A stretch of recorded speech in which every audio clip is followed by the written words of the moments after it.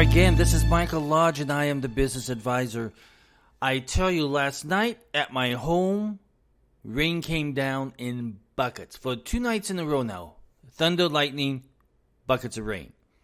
I like it because I don't have to go out and water my lawn. I don't have to water my flowers. I don't even have to water the shrubbery and everything else that is around my house. Mother Nature is helping me out. Thank you, Mother Nature. I really appreciate it.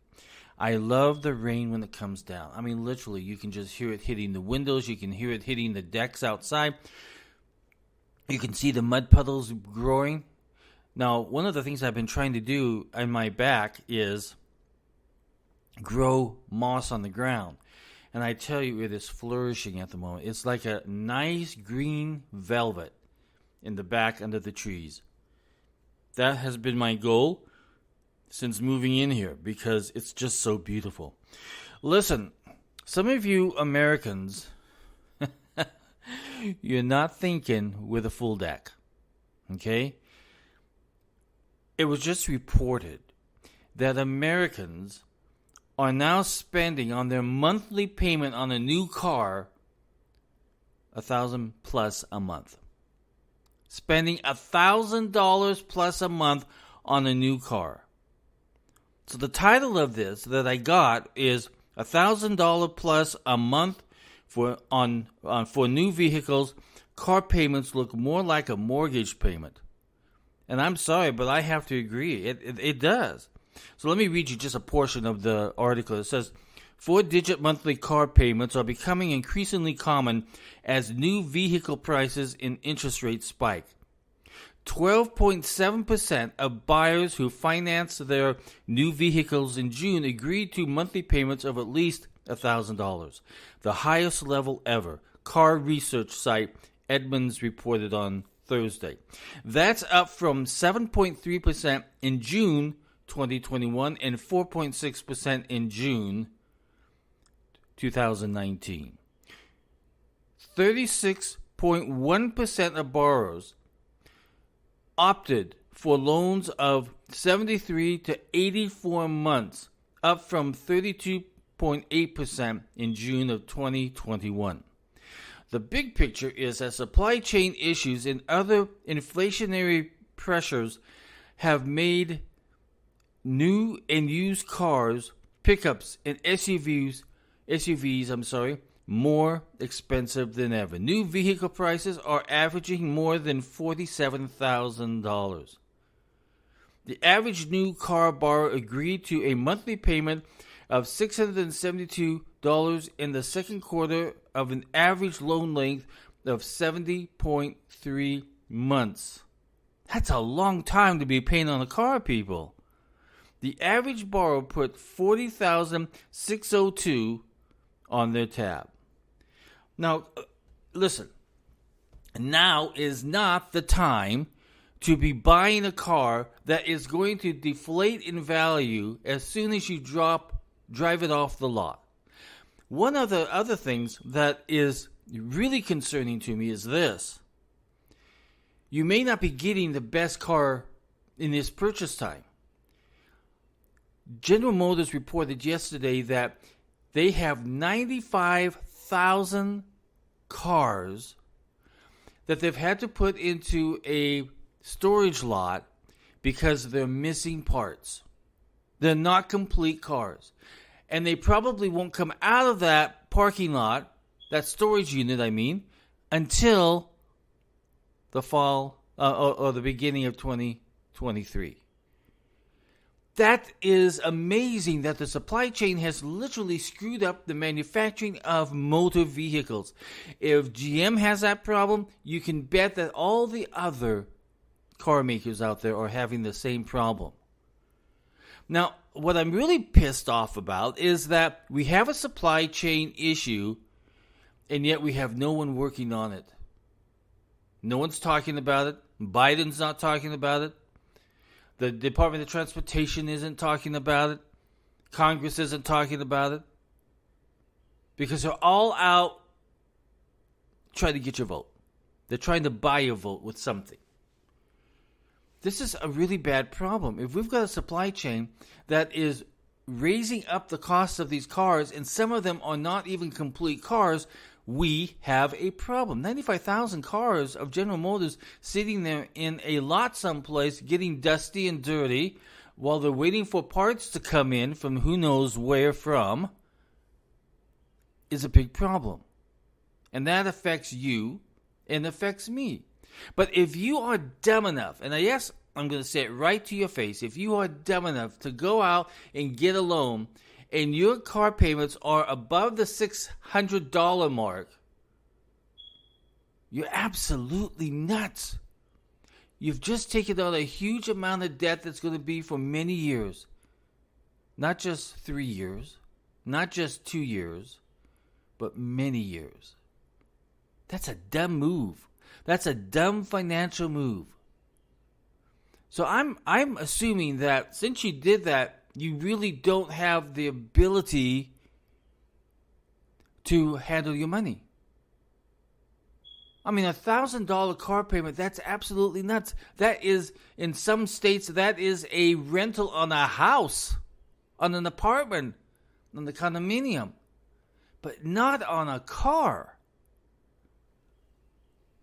Remember, I'm always talking to you about being proactive in your finances, and that means setting goals and setting budgets. But if you're going to screw it all up and put in $1,000 car payment, that's nuts. If you're putting in a car payment of $600, that's nuts. If you are at $400, that's nuts. Now is not the time to add on debt. Now is the time that you go out and get a used car or something that is more affordable on a monthly basis, and that you focus on saving money, not spending it at $1,000 a month. I don't care who you think you are.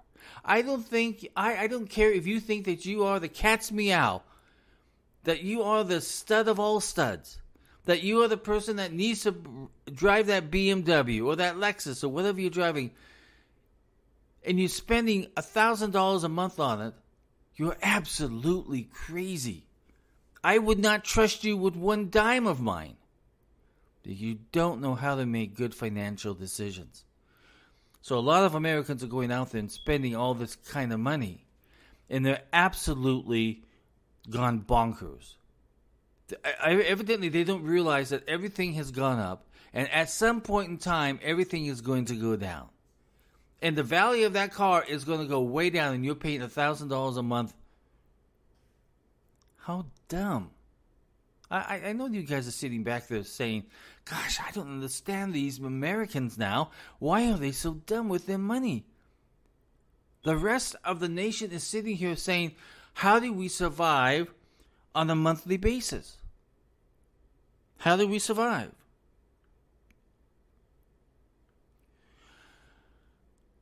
All you can do is take a deep breath and say, okay, this is enough. Americans, this is enough. We've got to do better at our finances. So my next conversation is do better. Be more responsible. Be a good steward of your money. Don't be stupid. Now, the other issue that I wanted to talk about today, because I'm going to do a podcast here pretty soon, but it's going to be a month from now. Because what I'm doing, if you're on TikTok or if you're on Facebook, if you're on all these social media platforms, you are seeing people come on and say, I can show you a good side hustle. And so they give you a link, and you can go there, you can sign up for free, and you're supposed to be making all this big money, right? Well, so I have chosen several of these sites, and I'm going to test it out for 1 full month to see exactly if you make any money or not. And I'm going to work these sites, and I'm going to work them to see if it actually is truth behind any of this nonsense, or is it just individuals out there trying to sell you on something that's stupid? I don't know. These are the ones I've chosen so far. Voices.com, GMRtranscription.com, clickbank.com, Sniply.com, TryMyUI.com, PeoplePerHour.com, Rev.com, UserInterviews.com, DigestStore24.com, TranscriptionHub.com, and ACX.com. Now, if any of you know of any other sites out there that maybe even you're using, I don't know, I want to hear from you. So send me the site that you're using to make money off of to info at lodge-co.com. I want to know if there's any truth behind these guys putting up these big claims of how much money they're making. Some say they're making $5,000 a month, $10,000 a month. I am making over $100,000 a year.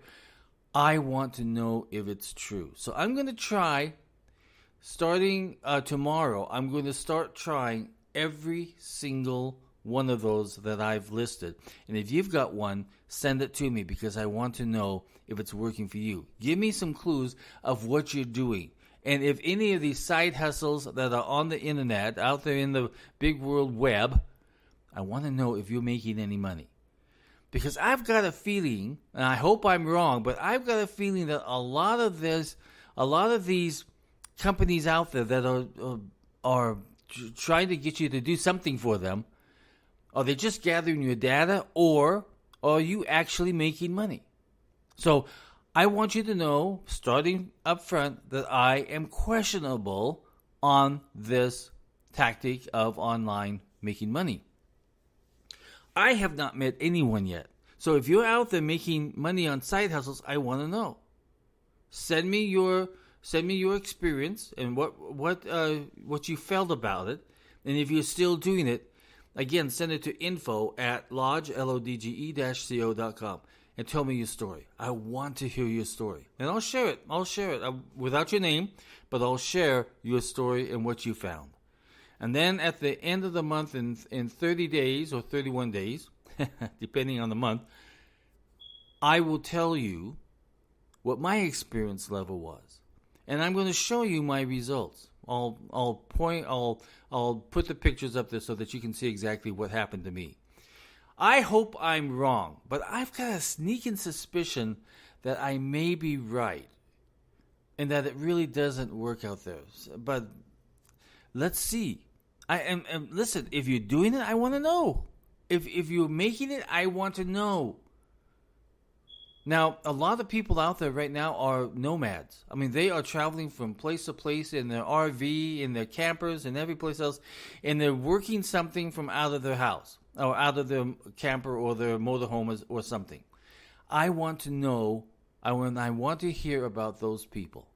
If you're one of them, contact me because I want to know. Okay? I mean, I think it's great that people have a side hustle. And I hate the word hustle because hustle means that you're doing something bad, right? I mean, look at all the movies and all the gangsters, and they want to know, hey, what's your hustle? It was always something meaning bad. So I'm going to change it. I'm going to change it, not use the word hustle anymore. I'm going to say, I want to know about your side gig, okay? I want to know what your side business is and what you're doing. That's so important that we explore these possibilities. And I'm hoping it's a possibility. But I'll let you know because I'm going to start doing it tomorrow. And I've got my list. I've got all the websites. And if you have any, send it to me. And I'm going to begin testing this theory that you can make money off of these side gigs. Help me out. I want to hear from you. Okay, everybody, this is a great day. I have to go to a seminar today in just a few more minutes here. So I'm going to say goodbye to you. And I want you to know that I truly, truly enjoy talking with you every single morning. I'll talk with you soon. Bye-bye.